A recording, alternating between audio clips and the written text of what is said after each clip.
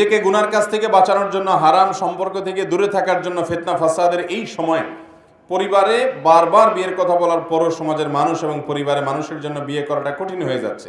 এখন আমি যদি গুনাহের কোনো কাজে লিপ্ত হই, এটার জন্য কি যারা সমাজের নীতি তৈরি করেছে এবং পরিবারের সবাই গুনাহের ভাগীদার হবে? অবশ্যই গুনাহের ভাগীদার হবে।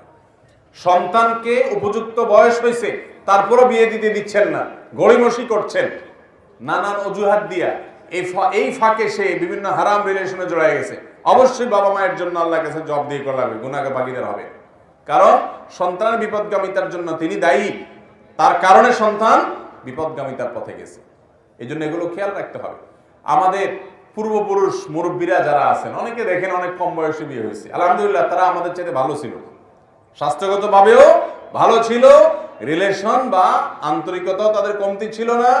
অতএব অভিভাবকরা সন্তানদেরকে উপযুক্ত হওয়ার পর বিলম্ব না করে বিয়ের উদ্যোগ নেবেন। আর যারা বিয়ে করতে চান যুবকরা, বাবা মাকে চাপ দেওয়ার জন্য আমার কাছে প্রশ্ন দেন, আপনাদেরকে আমি বলি কাজে লাগেন, পয়সা কামানো শুরু করেন, বিয়ে দেখবেন এমনিই সহজ হয়ে গেছে। কামাই রোজগার করবেন না, শুধু বাপের হোটেলে বসে বসে খাবেন আর বলবেন হুজুর ফতোয়া দেন বাপের জন্য তাড়াতাড়ি বিয়ে দেন। এটা তো উচিত না। অতএব পয়সা কামানোর চেষ্টা করতে হবে, হালাল উপার্জনের চেষ্টা করতে হবে।